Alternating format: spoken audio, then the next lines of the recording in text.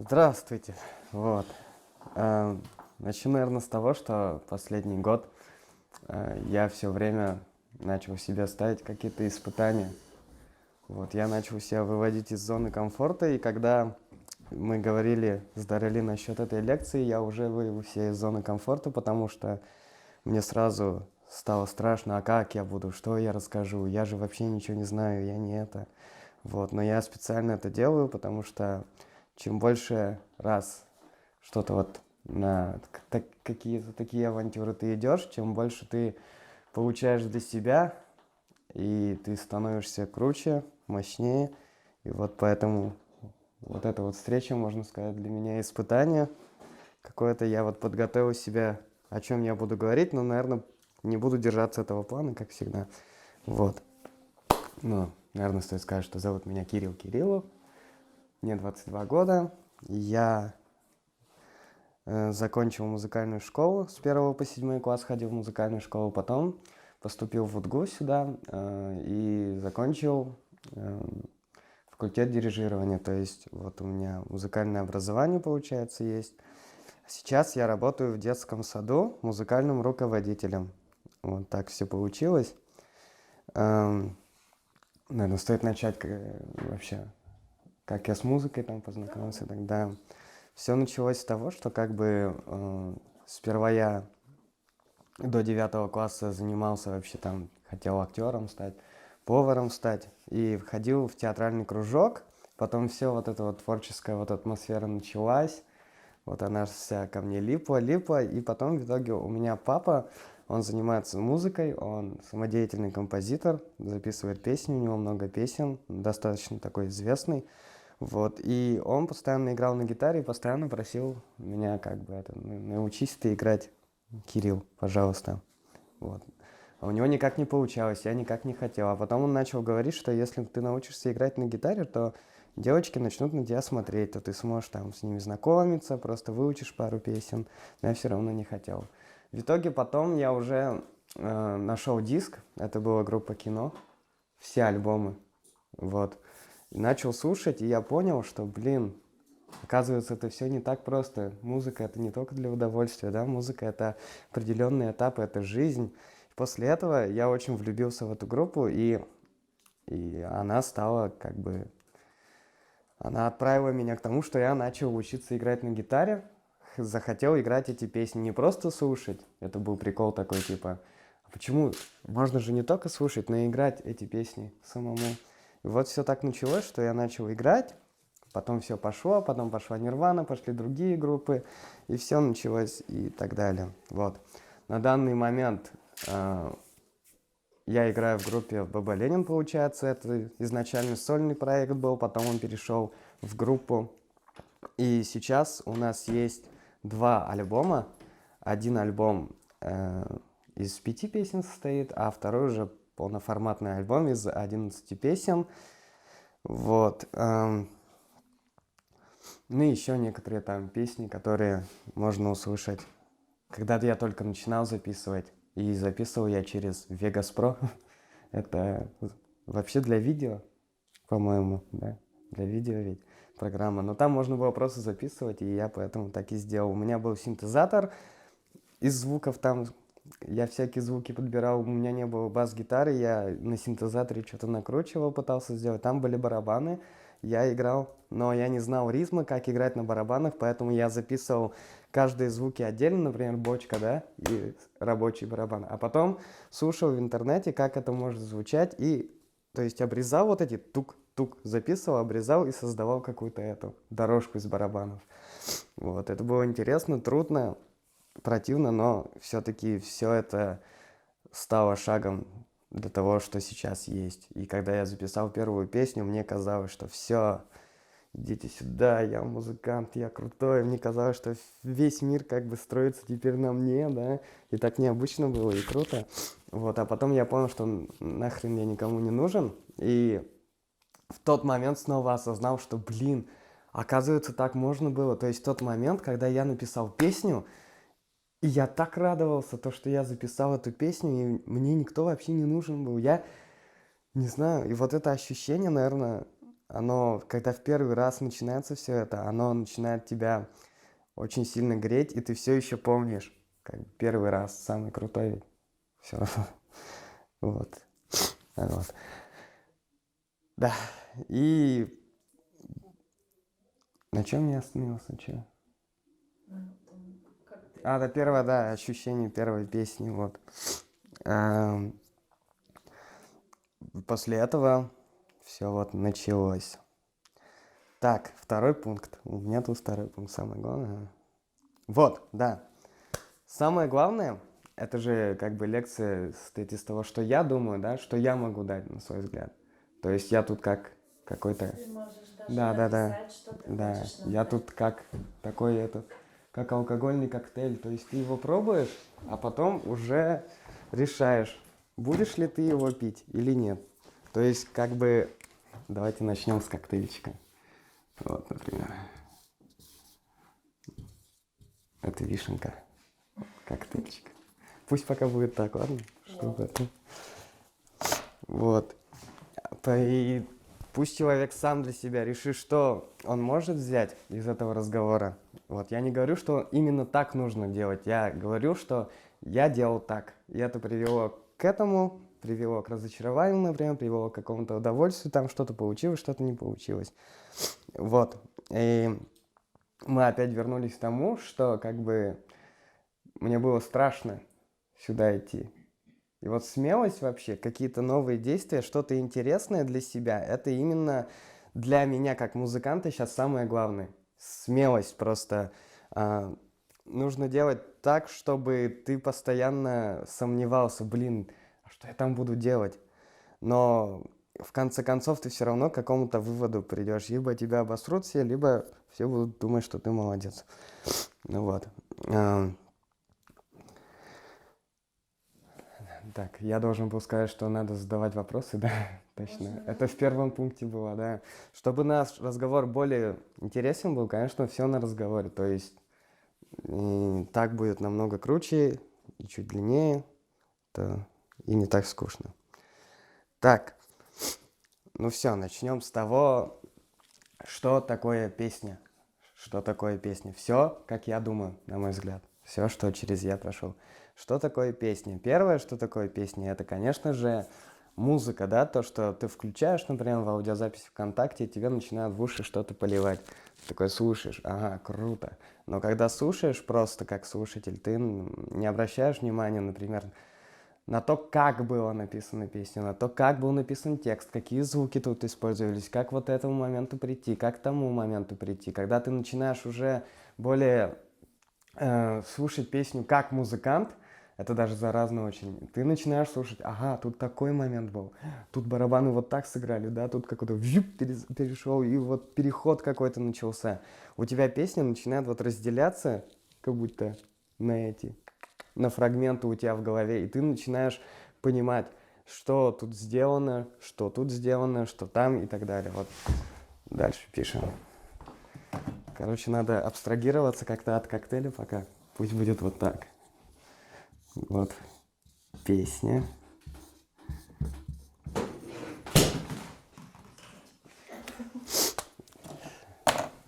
Вот. Давайте теперь начнем. Я как крутой человек, который ведет лекции, буду спрашивать у вас, как преподаватели в УДГУ меня учили. Так, песня вот первая. Давайте. Что это песня? Произведение. Произведение, окей. Ну, давайте будем больше говорить, из чего, на ваш взгляд, состоит песня, из чего. Ну, произведение пусть будет. Может, тут не это. Мотив. Произведение. Тихо, спокойно. Звуки, да. Мотив. Сюда же можно и звуки написать, например, да? Потому что она все, в принципе, тут. Текст. Высказывание. Высказывание. Дарали, ты старайся чуть поменьше разговаривай, ладно? Пока что. Потому что чтобы это... Высказывание. Окей, пока пусть вот так вот будет. А теперь давайте попытаемся, вот песня, вот у нас есть произведение, мотив, музыка сама, да, звуки там и так далее, вот этот текст. и высказывание. Что из этого списка самое главное? Вокал. Нет, именно вот это. Мотив тоже можно отнести, например, вокал тоже можно отнести к мотиву и звуку. Ну, каждый для себя находит, наверное, то, что ему больше всех нравится, то, что ему важнее Угу. в песне. Ну, Ещё- лично для меня интересен текст. Мгм, песни, текст. например. Вот. Окей. Так, Мелодия очень Кому-то- важна. Да. Мелодию же сначала. да, теперь подумаем, что мы пишем все песни, и теперь как бы, чтобы для нас было важно человеку, который пишет песню, чтобы ему из этого списка самое главное было бы. Текст. Каждый индивидуально. А, например, человек может написать какой-нибудь мотив, там звуки и так далее, без с какой-то идеи, скажем. Когда он пишет музыку, например, он выбирает, ну, скажем, он делает какой-то электронный там музон, да, вот, и он, например, хочет сделать, например, бас такой, как будто ощущение, что он там в океане, да, все плавает и так далее. То есть он же будет думать о том, что человек должен что-то представить. Когда он пишет текст, он же не может писать даже если он пишет о всем подряд, у него все равно есть своя мысль, одна мысль. То есть он все равно все это сводит к общему знаменателю. Ну, идея, значит, нет? Ну, можно сказать высказывание, да. Идея, само высказывание, то есть, опять-таки, то, что я думаю, как я считаю. Вот. То, что само высказывание, вот это вот движет вообще всем процессом написания музыки, потому что я сперва думал, что я просто возьму аккорды, да, буду их круто играть, там, не знаю, сделаю дисторшн на гитаре, все будет там рвать, метать, а потом понял, что это неинтересно, это уже было, это везде, как бы это как-то некультурно получается, потому что, в первую очередь, самому себе, потому что если так будешь делать, ты не будешь двигаться, ты не будешь понимать, что происходит вообще. Тебе будет казаться там, например, да, человек начал писать музыку там, начал выступать, и он видит такой, вау, концерт, да, что-то люди вроде собираются, люди вроде слушают, а в какую сторону двигаться он больше не понимает. Куда двигаться ему, в какое направление. Если он начинает, стоит ли ему начать экспериментировать или еще что-то. То есть в высказывании, в идее, идея, тут как будто идея еще написана, ладно, я забыл.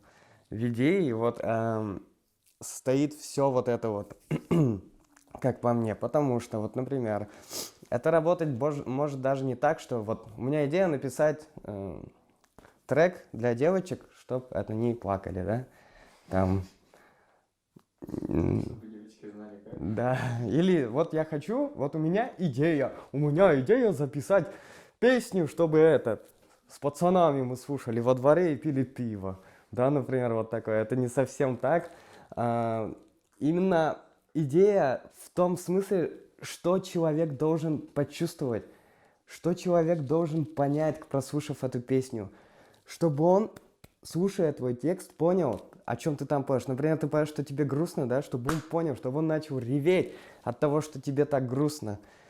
Когда ты пишешь о своих проблемах, ты не можешь опять указывать, мне сначала типа там на удмуртском, да, мне сначала мне грустно, мне так плохо, я не знаю, что делать. Конечно же, это нужно все представить в каком-то образе, в таком образе, чтобы другой человек понял, блин, у него вот такое. Или он послушал, да, у него грустно, например, и он слушает, я не один такой, вот чувак поет об этом, блин, как я его понимаю, да, подпишусь я на него и буду слушать его музыку. Вот. Идея вообще высказывания — это ключевое, правильно, это, короче, зернышко. Вот ты посадил вот это вот, да, и у тебя начало расти, у тебя яблоня растет, вот. И вот каждое яблоко, это вот даже само дерево, это как бы большое твое такое произведение. Если, например, ты посадил яблоню без идеи, без ничего, просто чтобы заработать денег, срубай нахер это яблоню. Потому что каждое искусство, каждое творчество, оно должно трогать по-настоящему, она должна быть составлена из твоих переживаний. Переживаний не только страданий, а вообще переживаний там, не знаю, любых происшествиях вообще, когда слушает человек, когда слушает чью-то музыку, например, чьей-то группы, это маленькая такая, скажем, узкая какая-то идеология. То есть у каждой группы, у каждого певца, там, исполнителя есть свое мировоззрение, в котором он может творить вообще все, что хочет, и которое он говорит по-своему. И когда ты вот заходишь в вот это, начинаешь слушать какие-то альбомы, да, неважно какого исполнителя, ты начинаешь жить по его правилам, скажем, по правилам его исполнителя, в какой-то попадаешь в вот такой мир, который он сам строит.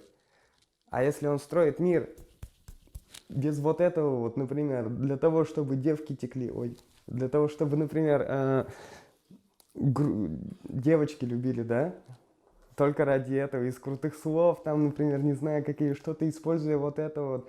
Ты понимаешь, что будет круто, но зачем? Зачем тогда все это, если в этом нету какой-то особой искренности, в этом нету чего-то вот чисто человеческого, чего человек может как бы вот так вот. Держите, вот мое, вот что я держал вот тут, вот я могу вот сюда вот положить. Музыка ведь это не только как бы творчество, это многие люди не могут, например, да, ну как бы высказывать свои проблемы, например. Вот как я не могу иногда делиться некоторыми проблемами. Я думаю, что меня будут там считать дураком и так далее. Думаю, что будут как-то косо на меня смотреть. Но когда ты пишешь песню, в песне-то это все по-другому слышится, да? Когда ты пишешь песни, какой-то наприпев, например, и так далее, ты можешь вообще сделать это так, чтобы человек, даже если у тебя что-то такое, какая-то мелкая твоя проблема может превратиться в огромное переживание для этого человека, и этот человек этим будет жить. Так, сейчас. Все хорошо. Так я не это, нормально.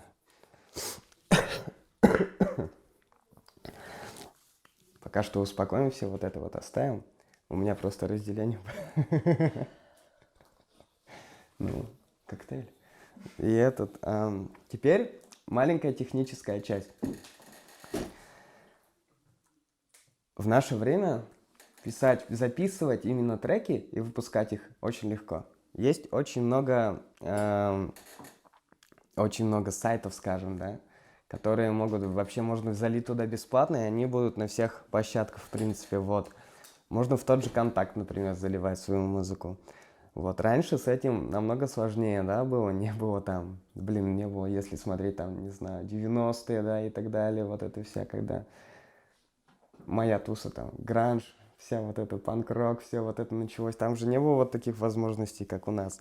Сейчас это все намного проще. Все начали, в принципе, писать дома, записывать дома. Что для этого нужно? Для этого нужен компьютер, звуковая карта и микрофон.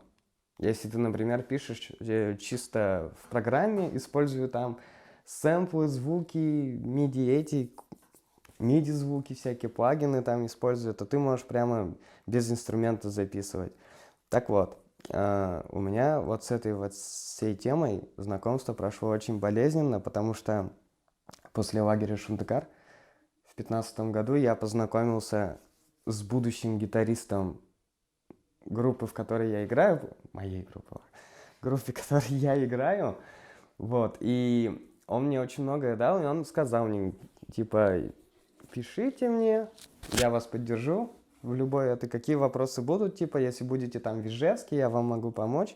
Вот я стал у него все время спрашивать, через какую программу можно писать музыку, да, что это такое вообще. Он мне вот назвал, после Вегаса, когда я уже понял, что это программа для видео, а не для музыки, я скачал себе Cubase, я помню.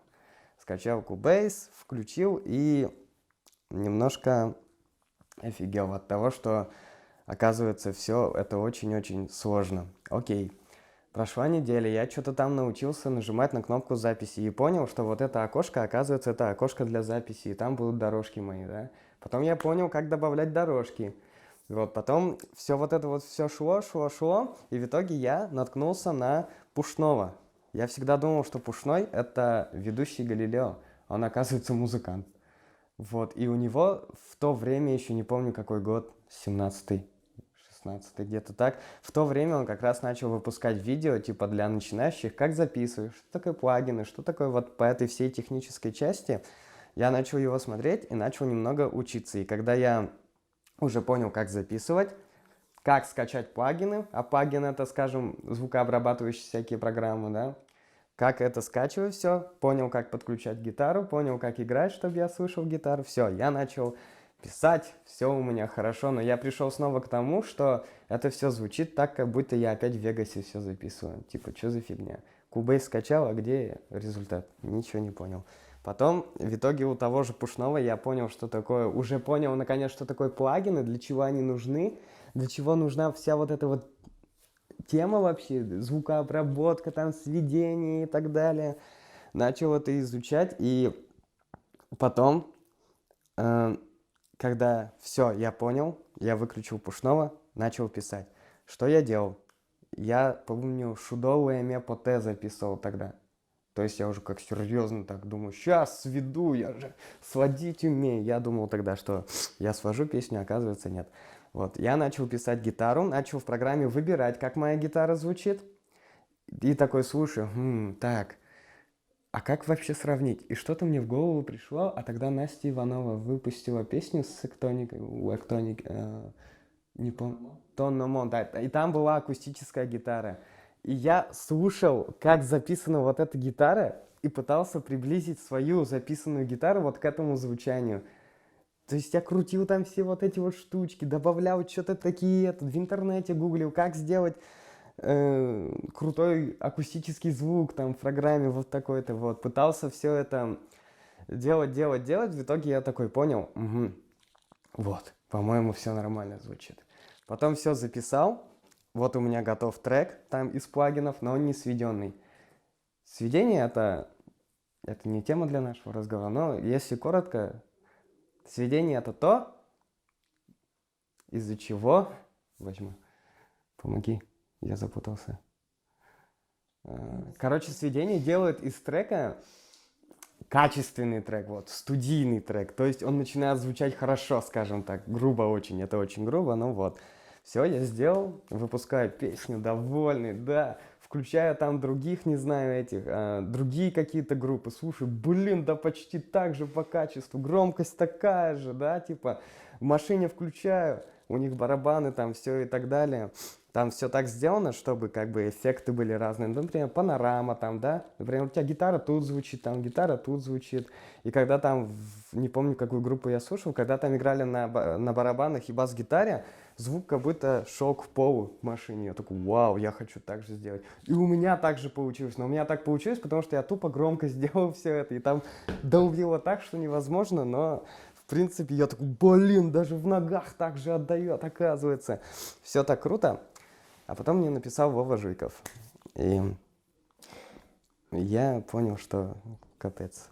Именно от него я узнал, что такое сведение, что такое мастеринг, что такое вообще работа со звуком, для чего вот эти вот все люди нужны. И потом я уже, когда стал писать, отдавал свои треки на сведение другому человеку, Стасу Патову в моем случае. Это крутой чувак, который до сих пор пишет музыку. У него была группа сверхновая, популярная панк-рок группа в Ижевске у нас. Вот. И я ему отдавал, и уже как бы у нас получался полностью как бы готовый трек. Вот, в принципе, такой маленький мой технический, творческий путь именно пришел с этого. Вот. Так, все по плану. Из-за этого я говорил, что я сказал, когда слушал трек, когда я его сам сделал, что он мне капец как нравился. Но потом, когда мне Вова Жуйков сказал об этом, что, ну, Киря, тут как бы это... Я вдруг понял, что это реально дерьмо. Я понял, что... И когда я начал снова сравнивать вот ту группу и свою песню, я понял, блин, а чё? А как я этого раньше не услышал? И это вот самое главное, что сейчас вообще... Я всегда помню, когда пишешь первый альбом, когда выпускаешь первый альбом, я крут, я рок-звезда, лучше я не смогу. Проходит 3 месяца, ну говно, как это удалить, почему это... Потом проходит снова время, такой понимаешь, начинаешь писать новую песню и понимаешь, вот эта песня точно круче. Сравниваешь со старым альбомом, слушаешь эту песню, такой, да, все изменилось, качество круче, тут вот так вот. Проходит 3 месяца, хочешь вообще уйти из музыки, понимаешь, ты и этот трек не очень, потом записываешь дальше, и вот все это вот идет, и я так рад, что вот это вот у меня все еще происходит, потому что если бы не вот это чувство, когда записываешь трек, потом он тебе снова, он кажется тебе дерьмом, потом пишешь новый трек, и он тебе кажется офигенным, потом и этот кажется дерьмом, это и есть творческий как бы подъем, творческий подъем в написании, потому что... Чем так смотришь, Дарали? Молчу. Ну, тоже Что-то не шикарно. так? Нет, ну просто наслаждаюсь. Я тоже. Зачем? Мне тоже интересно. Вот, и...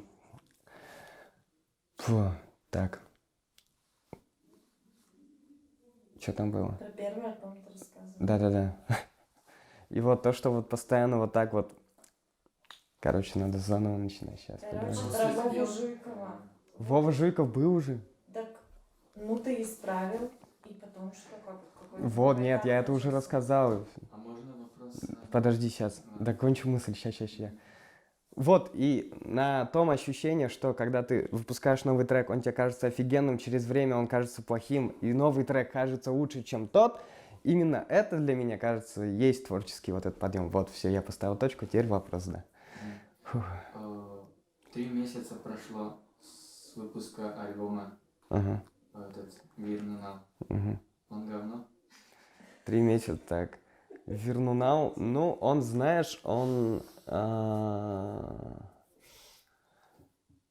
Я бы оценил его на 5 из 10. Уже сейчас, когда выпускал? На 6. А когда записывал? На 10. С этим альбомом это катастрофа, конечно, была. Не делайте так, как я сделал. Вообще никогда. Почему катастрофа? Потому что я поставил себе цель.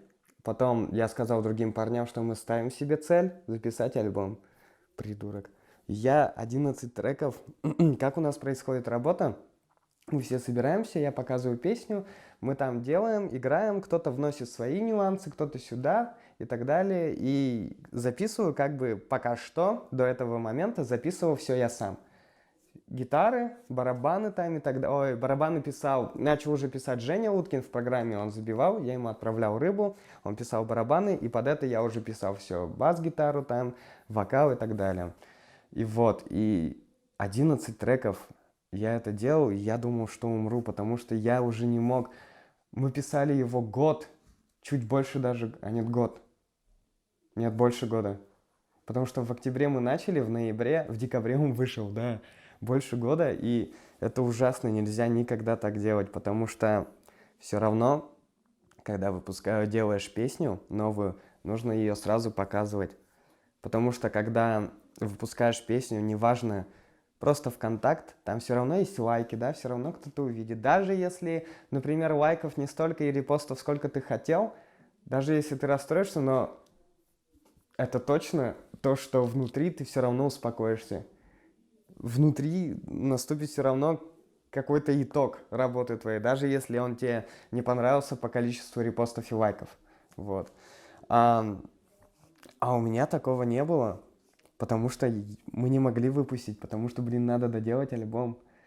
И столько песен прошло, и когда вот наконец вот все доделали из последних сил, я там уже и хотел все бросить, я там звонил папе, говорю, папа, все, я в армию пойду, не могу больше так жить.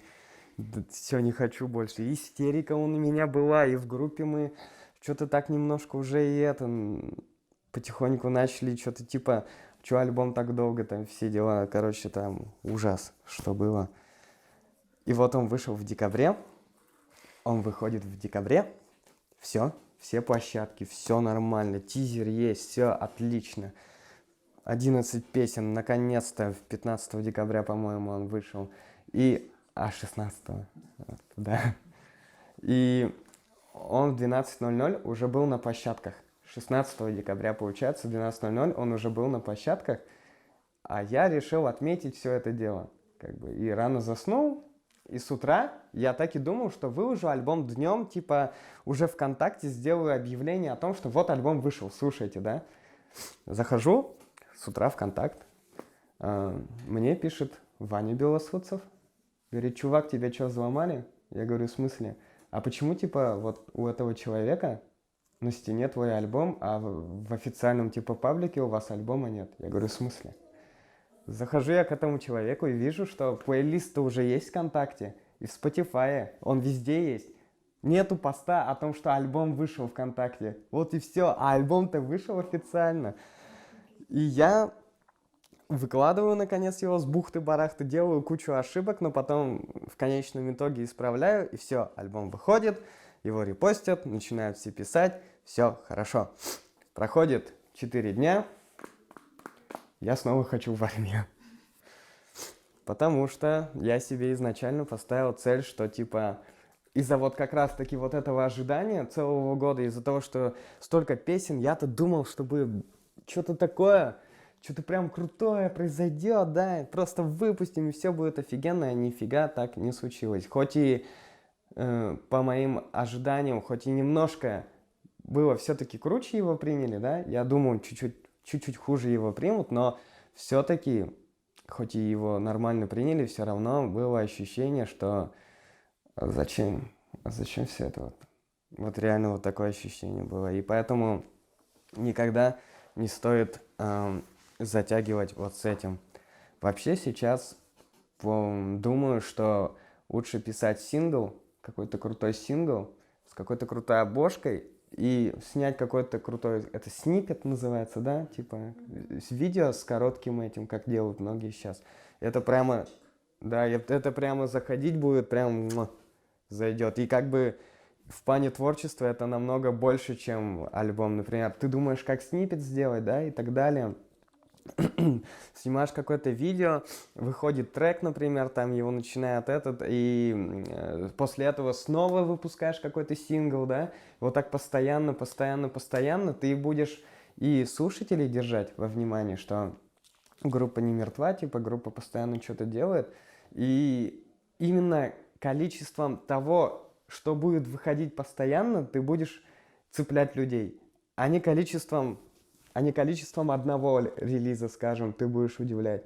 Это же постоянный инфоповод получается. То, что ты постоянно делаешь, например, там, поставил цель себе, например, раз в 2 месяца выпускать сингл, да, записывать. И это будет офигенно работать. Потому что если ты выпустил вот один раз, как мы сделали, 11 песен, бам, и все. Может, да, шумиха будет, но это со временем все-таки пройдет. Вот, поэтому пишите синглы. Ну, я так думаю, опять-таки. Потому что синглы — это пока что наше все. Ну, если вы, конечно, крутой там артист, крутой музыкант, очень известный, то альбомы, конечно, им лучше писать, наверное, альбомы. Но именно вот так вот, когда в таком положении, вот такой музыкант, какой-то инди там, скажем, или еще какой-то, лучше, конечно, синглами удивлять. И это будет грамотно смотреться, например, если именно в синглах ты захочешь вдруг резко поменять стилистику, да? Например, экспериментировать с этим. То есть человек записал какой-то крутой, решил ты записать супер крутой хит, ну ты понимаешь, что это хит, да? Попсовый хит, его все послушали, интерес поднялся в группе, а потом ты выпускаешь какой-то экспериментальный трек, вообще, что там непонятно записано, и люди такие, че? Но у них все равно интерес останется к тому, что ты следующий сингл запишешь, да? Может, это их наоборот удивит, типа, ага, после такого трека он сделал вот такое вот непонятное что, а потом дальше, типа, что будет? Интересно ему услышать, что дальше будет.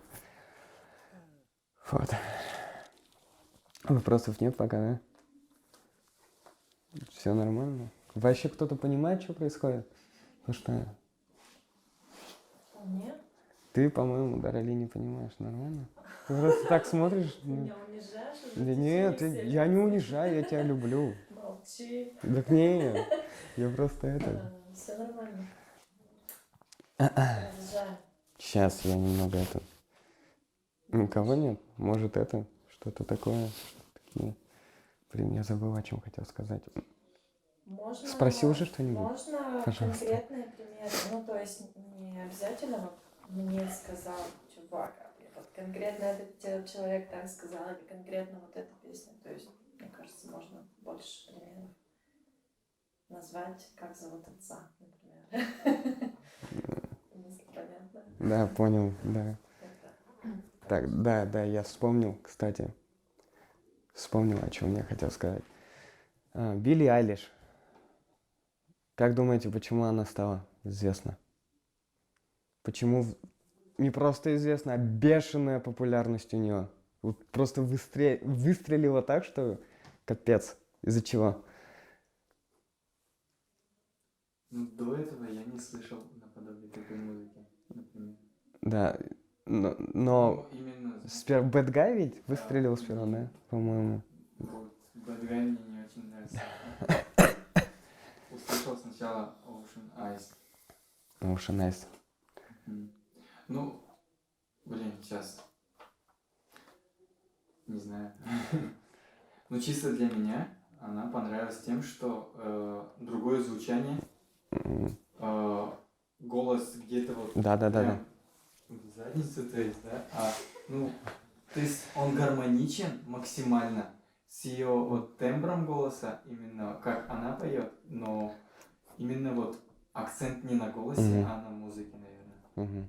Да, вот как раз я это хотел услышать на самом деле, потому что когда мы сидели с другом и вообще обсуждали все это, мы пришли к тому мнению, что песня-то в принципе построена, она простая, но что тут самое главное? Саунд-продюсирование, то есть, грубо говоря, песня звучит интересно. Интересно звучит, как она поет, да?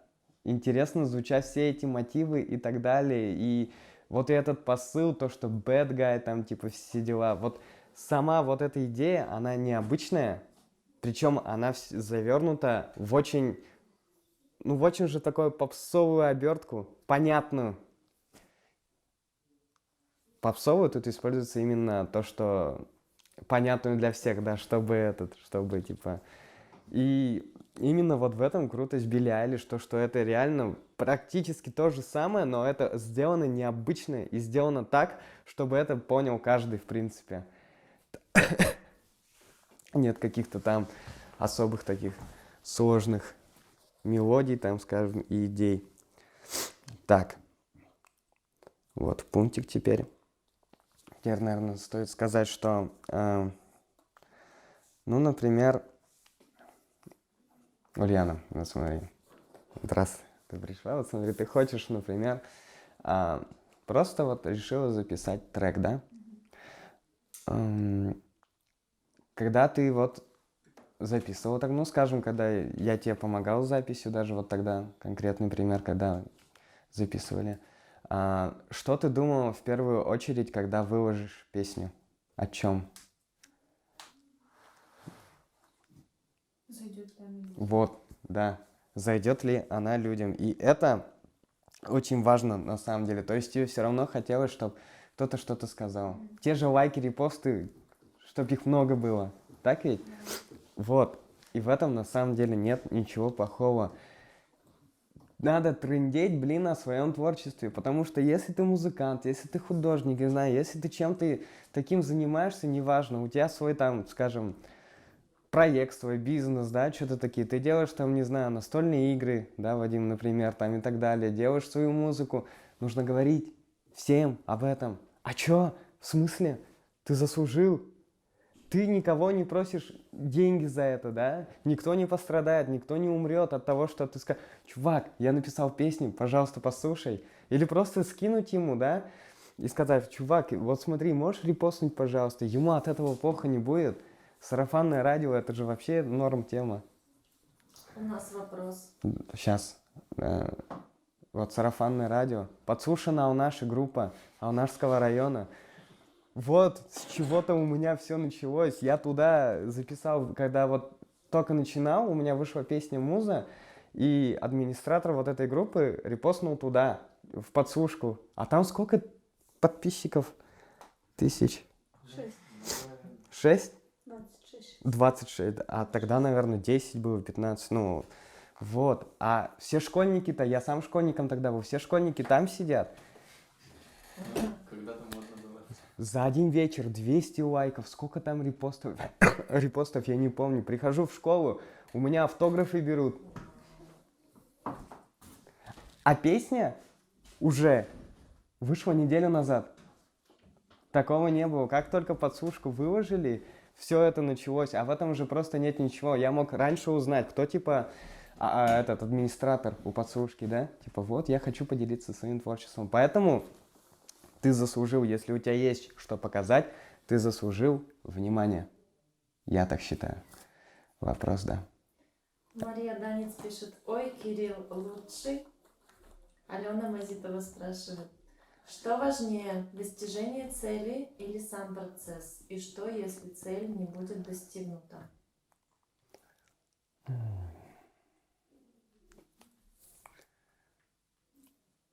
Наверное, в данный момент лично для меня это достижение цели.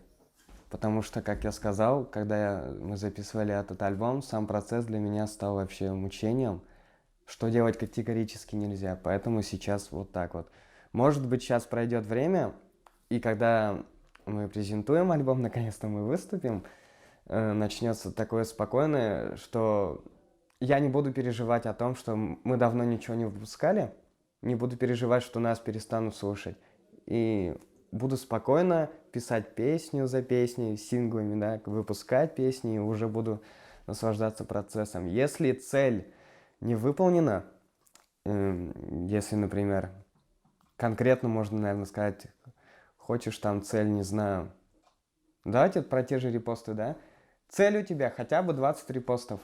У тебя 10 репостов, например, скажем, прошло там 5 месяцев после релиза. Что ты будешь делать? Ты расстроишься, конечно, но ты будешь идти дальше. Если ты не идешь дальше, значит, ты не true. Ты просто позер, получается. А если ты будешь добиваться вот этого вот, ну, блин, да, бывает грустно. Но ты можешь написать грустную песню о 10 репостах, например, и она наберет 1 репост. Вот. Ну, как-то так. Тут еще вопрос. Давай. Как относитесь к музыканту «Я тупая»? Кто? Кинь. Кинь у вас. В общем, Дима Егоров. Я тупая, я тупая. Музыкант такой есть. Кто-то знает? Видимо, нет. Я вообще угораю по более старой музыке. Вот. Я стараюсь уже слушать. Мне пошлая Молли уже нравится. Я к этому... Ну, чиху. Я уже к этому... Расскажи тогда про своих любимых исполнителей. Кем вдохновляешься? Хорошо. Коротко. И из-за чего? Давай вот так будет. AC/DC, потому что как можно сыграть такие вообще рокерские рифы, да, не на таких, скажем, не на таком рокерском звучании, потому что, то есть, когда ты прибавляешь, когда у тебя гитара делает, ведь звучит классно, а у них все минимально, то есть, они делают это за счет не того, что у них все на сцене гремит и все качает, а именно за счет вот этой техники и так далее, то, что они могут извлекать звук так, что это будет слушаться вообще офигенско. И не заполнять всю цену там орами, криками и так далее, что все трещало, звенело, гремело.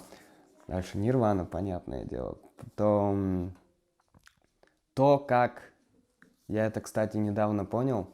Раньше я думал, что Нирвана делает тихие куплеты и громкие припевы, потому что им так хочется, да? А оказывается, нет. Я начал это понимать, что в каждом, вот в этом вот моменте, когда он поет тихо и вдруг начинает играть громко, там все выверено, там идеальный переход, там идеально все к этому идет. И по тексту, то есть он даже может петь, также не напрягаясь особо, но текст уже меняется и ведет к тебе вот этому крутому припеву, скажем. Вот, то есть там все так выверено, все прямо так это. Дальше. Silent Вугор мне очень нравится. Первая удмуртская группа, где-то я уже говорил об этом, которую я прямо начал слушать, типа, не по угару, а просто слушать после Шандекара, вот, потому что, ну, Silent Vugur это, конечно, профессионалы, я не понимаю, как можно писать так музыку, как Сайленты. То есть у меня так не получается. Именно, ну, грубо говоря, та же тема, типа, чтобы не просто наполнять пространство громкими гитарами, там, барабанами, басами и так далее, да, чтобы все звучало, бубнело, а именно наполнять мелодии, звуками и так далее. То есть это очень сложно. Очень крутая группа. Дальше мне нравится Митя, казанский музыкант. У него, кстати, да, у Мити есть тоже лекция. У них там своя школа тоже какая-то. И очень полезные лекции. Часть этой лекции я посмотрел оттуда тоже. Вообще, типа, как он говорит, про что он говорит. Поэтому я вот тоже смотрел. Очень интересно. У него 3 группы. Сам Митя. Это психопоп такой, скажем. Черный государь. Это русский рок. Ну, типа, они, я так понял, они типа стебутся над этим всем. Но это очень классно. И как там, Acid Mineral вроде как-то так. Там, короче, что-то такое токсичное очень. Музыка такая, я не знаю, как этот жанр называется, я не такой современный. Вот. И у Мити тоже были вот такие моменты для меня, как я сам замечал. У него 14 миллионов просмотров на видосе, где он битбоксит. И это было очень давно. Он начинал с битбокса, у него 14 миллионов просмотров. И в Ютубе на канале у него было, по-моему, 500 тысяч, что ли, подписчиков. Я точно не помню, врать не буду. Сейчас у него в группе ВКонтакте, по-моему, 15 тысяч только подписчиков. И были времена, когда его начали, так скажем, активности в его группе не было, она начала уже пропадать. И он об этом сам писал. Но он постоянно ищет какие-то, как мне кажется, какие-то новые выходы, что-то новое, чтобы не вариться в одном котле. Я это так понял, чтобы не вариться в одном котле и не думать, что вот пока что у тебя не получается, он и создал другие группы, мне кажется. «Черный государь», там и вот эту вот третью. Вот. Так. Все? Вопросы закончились? Ну, если есть что Мы тут сказать, час уже говори. сидим, оказывается, У меня офигеть. есть вопросы. Так давай. Ну, я вот пока тебя слушаю. Первый вопрос, что такое говнорок и почему его люди слушают? Второй вопрос, если бы у тебя был сайт-проект, ну, то есть какой-то другой проект, ты бы какой он был, что бы ты писал? Он есть. Ну вот, расскажешь. Он называется Day. Это переводится грыжа. Грыжа, да. Это удочка? Не, мог уже с английского. Не. Журнал, типа. Не. Да, это был такой просто хотелось записать именно такое, но, видите, в Бабаленине есть все равно какая-то уже жанровая, так скажем, привязанность. Как называется песня? Шунды Нотович. Вот, и поэтому я не мог в Бабаленине, мы не могли написать такую песню. Потому что она, во-первых, не понравится другим участникам группы, потому что они, тупо не слушают такую музыку. Я тоже не слушал, но мне просто хотелось выпустить. А жанрово это какой стиль? Вот, какой? Жанр, скажем, Дай. Дэй, я не знаю, что это. Лёша Сафронов сказал, что это крутой чувак, он репостнул и написал, что послушайте, Дэй, это крутой чувак с музыкой из 90-х. То есть был даже образ этого персонажа, да, это чувак, который там сидит в чулане где-то у себя. У него есть виниловый проигрыватель, короче, у него есть акустическая гитара, там свет как-то, знаешь. Он курит, короче, у него свет проходит через через шторки, через свет такой, знаешь, пыльный, такой, во все в этом духе. И там даже барабаны были использованы, как будто... Были же такие старые драм-машины. Кто фильм «Лето» смотрел? Ужас. Там, в этом фильме, там такая штукенция, нажимаешь, и там типа барабаны драм-машина сама играет, и вот туп-тыщ, тут-тыщ, туп-тыщ, тут-тыщ, вот.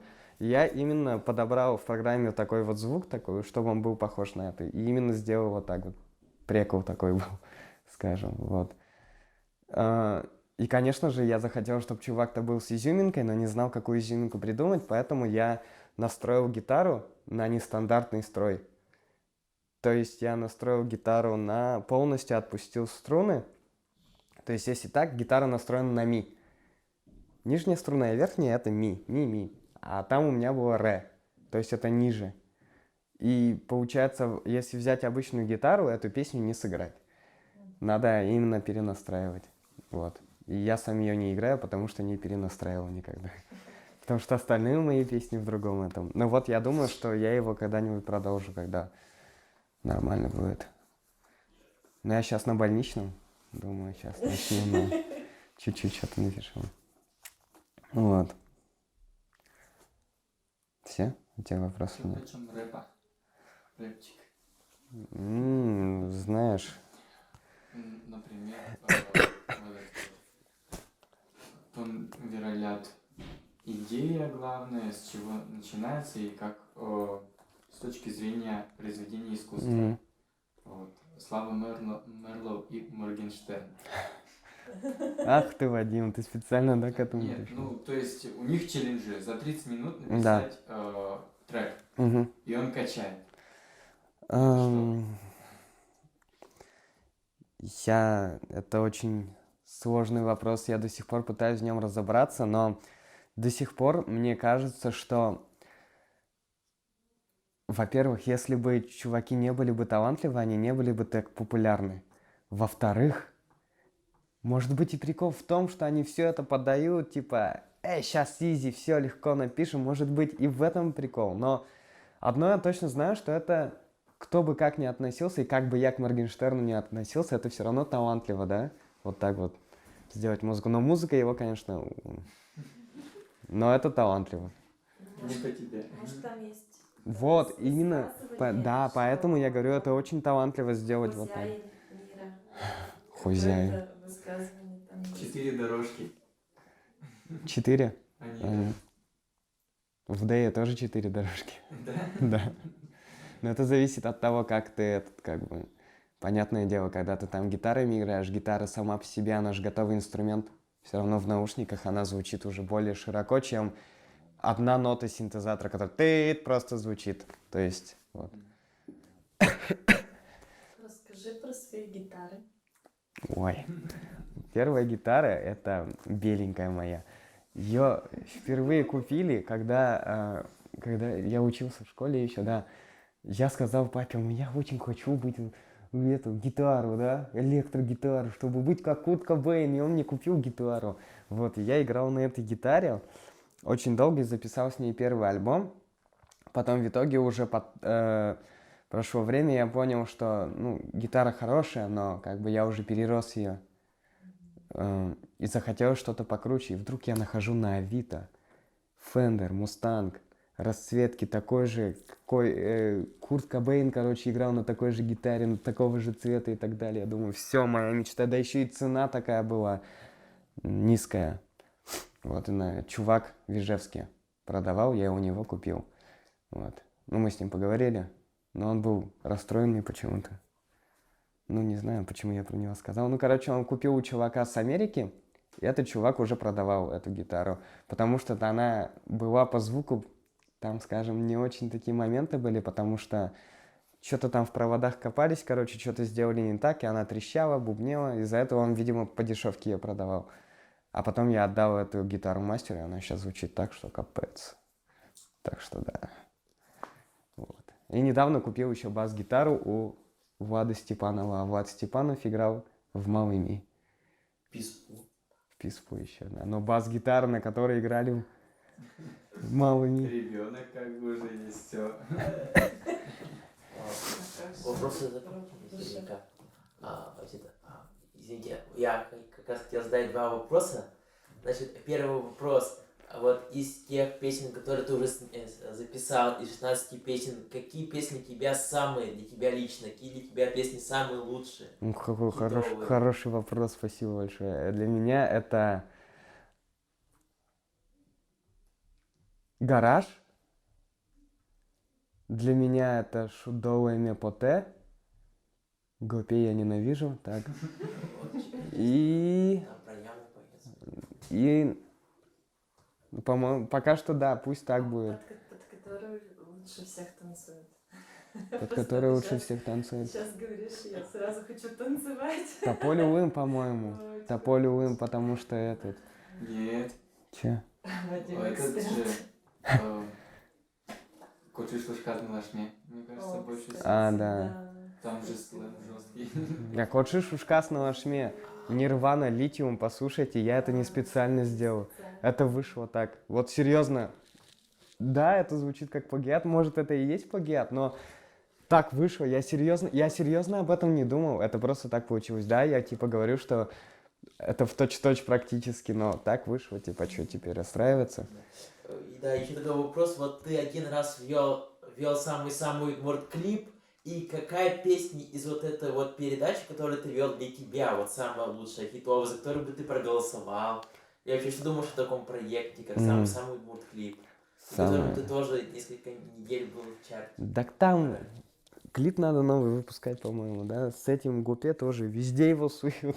Богдан сам уже мне сказал, Инфиногену: Кирилл, давай, типа, клип новый, что такое? Типа, надоело уже. Вот. А так, наверное, Демдор. Но не как клип, просто как песня. И у Кинджи Али мне понравилось, вот последнее. То есть эксперимент такой классный было. Вот. Снимались в команде от резиденции, кстати. От резиденции. Ну, все. Так, все, да? Всё. Вопросик. По удмуртским исполнителям пройдись. В смысле? Ну, самый крутой Шуитан Silent. А, давай. Ну, Вот. из современных, скажем, да? Из современных, да, из существующих. Из существующих, так.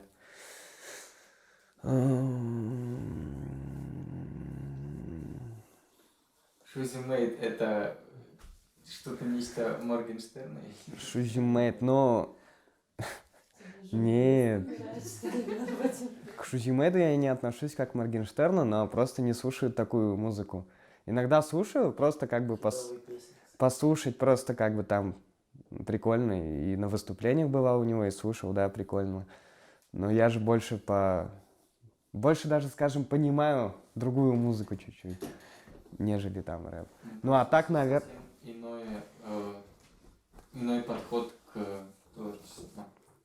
Ты так считаешь, да? Ну, да. Ну, то есть, как Денис делает и как ты. Ну, С понятно. другой стороны. Понятно, это же вообще разная Разная музыка, да. Я желаю вообще Денису, да, ему очень нужен битмейкер, потому что он же делает сейчас То есть у него нет возможности именно свои биты делать. Он делает, он просто находит и скачивает, да, или покупает. В общем, это да, уже. Ему очень... Идет. Да, ему очень нужен битмейкер, потому что лично я, даже вроде с ним об этом говорили, то, что все равно пытается как-то подстроиться, нужно под бит, да? То есть это же чужой трек, так скажем, чужая музыка, и ты под нее пишешь. А когда появится возможность делать свои биты, это вообще будет офигенно.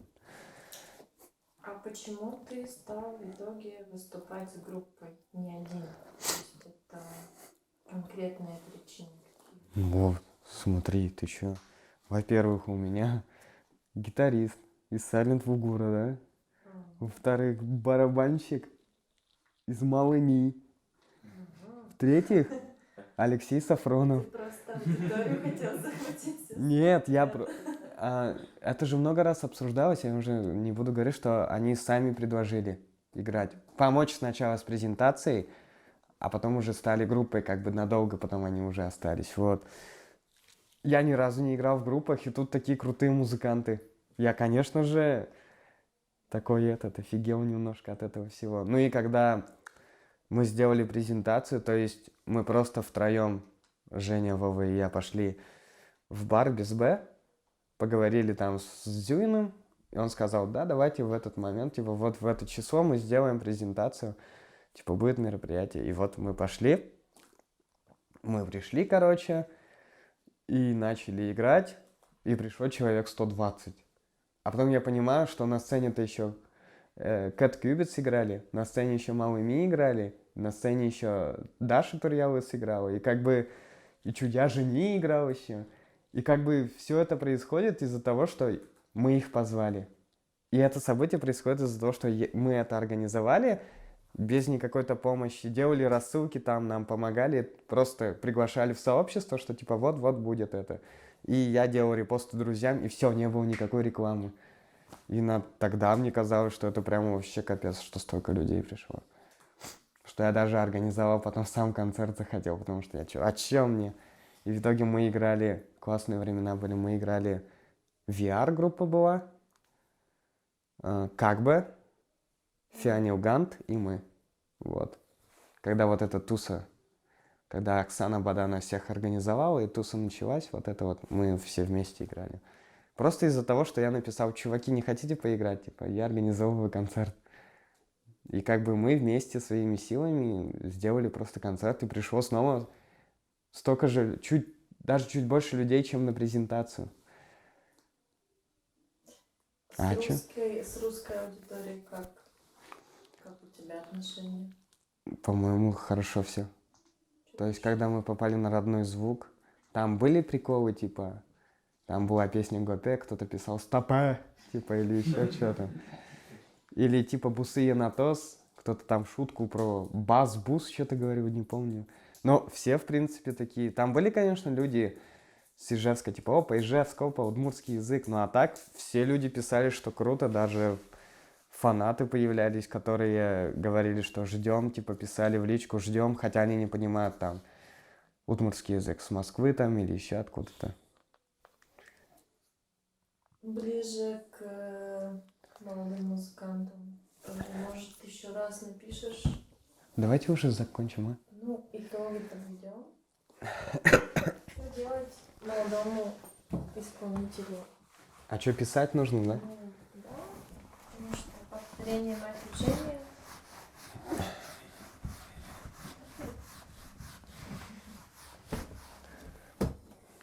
Как ты думаешь, в ближайшее время появится кто-нибудь из рок-исполнителей? Нет? Что-то мне кажется, что нет. Это, кстати, проблема тоже как бы. Рок-музыку тяжелее же воспринимать. Про деньги надо будет. Про деньги вот. Это не тема для нашего разговора. Вот, серьезно.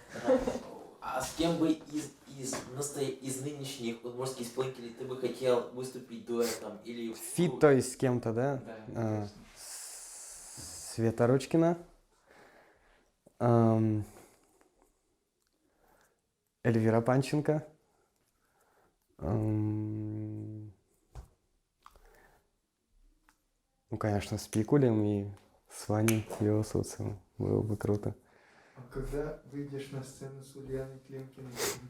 А то фит написан. А, да, Эйтон, да. Когда Ульяна как раз-таки пришла записывать ее трек, я записывал Эйтон, и мне нужен был женский вокал в этом моменте. И Ульяна, спасибо большое. Ты все это потом увидишь все. Все как бы никто не забыт, ничто не забыто, все нормально. Просто самая любимая песня из альбома. Спасибо. Ну, короче, первое. Язык у нас. А у нашский ведь ты написала, да? Короче, четким надо быть. Первое. Как это написать, что типа делать выводы, типа сравнивать свои старые, но так и сделаем. Сравнивать свое старое и новое творчество. Нормально? Это надо его хотя бы создать, да? Да, ну, скажем, что мы уже создали это. Ну, с идеей же начинали. Или это уже пустил? Ладно. А Это чё? мы уже пошли. Мы же итоги делаем. Что в итоге-то?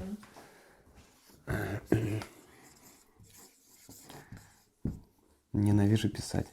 Ты не умеешь читать. Так, возьми ты.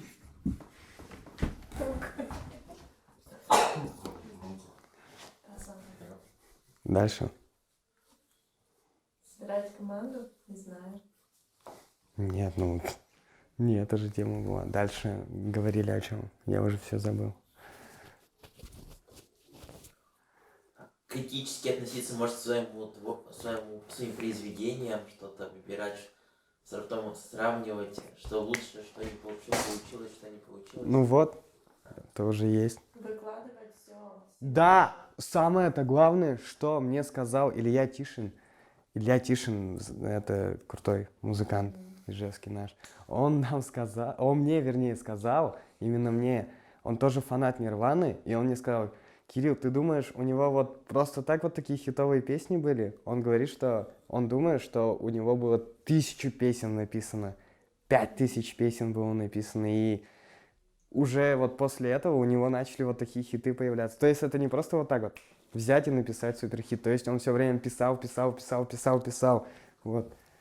То есть выкладывать в определенный промежуток времени по песне. То есть Да. постоянно генерировать песни. Хоть это и не очень. Писа. Да. Я вот так роман пишу. Я журналы хоть куда надо. Очень там дисциплинировать. Конечно, почти. Ну, опять-таки, в защиту синглов, если ты альбом так сделал, например, вот, просто по-бырому, да, у тебя получается, например, быстро записывать альбом, все равно я его буду ждать, и все будут думать, что альбом-то говно, да, а когда ты синглами будешь писать, все равно побольше будешь успевать, все равно не будет такого крупного ожидания, а сингл может выстрелить жестче, чем альбом, например.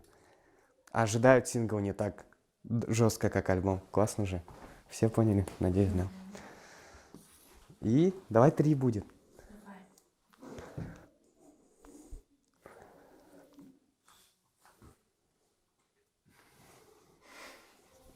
Выгодская, да? Давайте, да, уже много, что он просто и... Как буква Ж первая.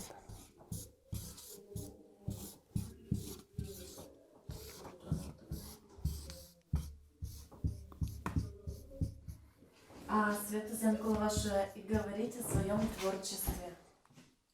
Точно! Молодец, Света. Какие лекции сказали? Так, Света там. Убирай. Папа Ушкевич! Папа ведь смотрит точно. А, да.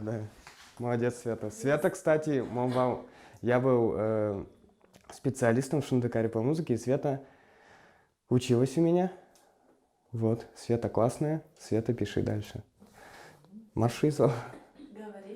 Говорить о своем творчестве, да. Таус, Света, еще раз. Когда будут лекции, русская аудитория думает, что за пункт 3 уже оно. Такой загадочный пункт. Говорить мотив. Я просто в садике, меня сразу все понимают. Очень, кстати, хорошо, потому что определенно педагогические навыки очень нужны. Ну да, конечно. Творчес.